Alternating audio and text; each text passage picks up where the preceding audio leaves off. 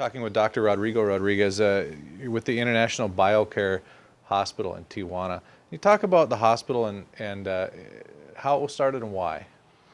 Okay, this is goes back to 1976. Okay. First of all, let me tell you, I'm a nuclear physician by formation.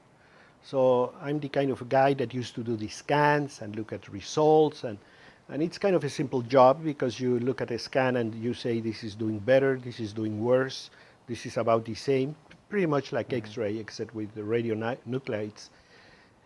And that was your job.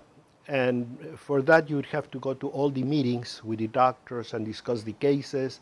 And then they would say, okay, what this scan tells us. And then we would say, well, this scan looks worse. This person obviously is doing worse with after surgery, after radiation, after chemo, after all this. And when you're in a medical meeting, a high level medical meeting, and you see that type of discussions, there's where you see where the whole thing fails. Because, I mean, short of scratching their heads because they don't really know what to do, they come up with all these ideas of things that you know they're going to fail. So it was kind of frustrating in many ways. So I started working for an alternative medical clinic in Tijuana. I was offered the position, which I accepted temporarily. I said, okay, just to help a friend who had to have a leave for personal reason. So I said, okay, I'll cover for you and I'll be in that hospital. Well, at that time, an office of assessment in Washington wanted to see if Letril worked.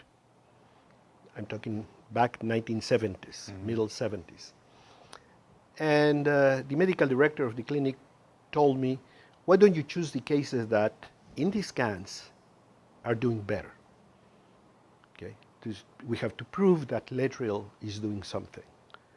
Okay, I went back to the files, looked at cases, not knowing anything, very little about the patient, just they wanted objective signs of improvement.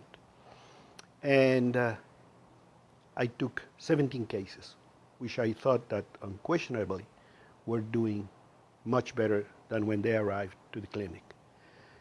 And out of those 17 cases, all of them but one came from the same attending physician. So when I started looking at the cases that were doing good, and I saw that the huge majority came from one physician, it took me a fraction of a second to be in that doctor's office, who was a lady doctor, and say, you know something the rest of them don't know. You're doing something for patients that the rest of them don't know. What is it? And she answered with one word. She said, nutrition. And of course, I was a regular MD with a background in real scientific medicine, like radioisotopes and radiation and photomultiplicators, and I mean the high tech of medicine. So when she said that, I said, oh, come on, Francis, tell me another one. But nevertheless, we became very close friends. We started working together. I started going to see her patients. I started to listen to her explanations and so on.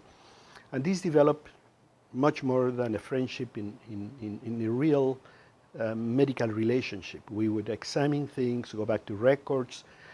It is back then, 1978, when I first attended Cancer Control Society, and you saw a lot of things that at the time looked weird. I mean, people talking about vitamin A or C or enemas and fasting and things like that, number one, didn't have any room in what we call modern medicine. But on the other hand, I was born and raised in Mexico City.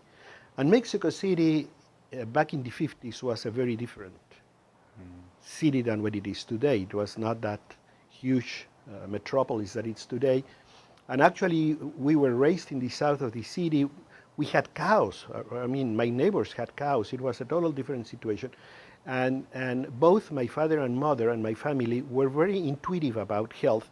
as people were in the United States in the first half of the 20th century.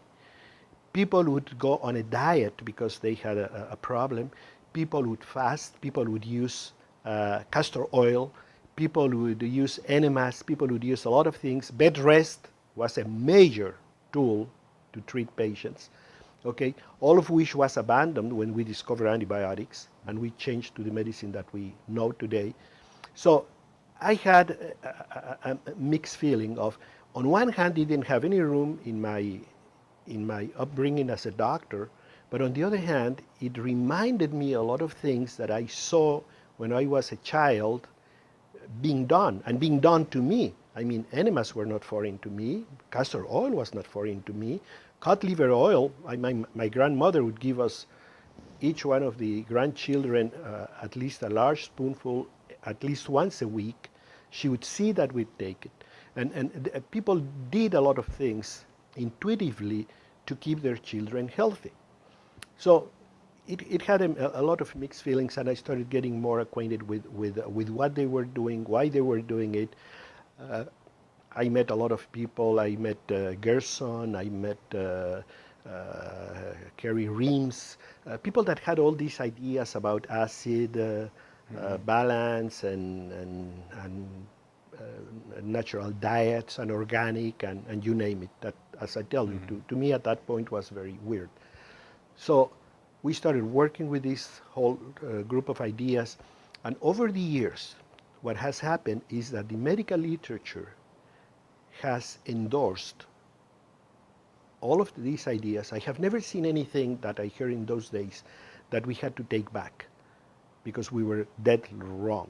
I mean, now we know why cod liver oil works. Now we know why vitamin A. Now we know why selenium. Now we know a lot of things.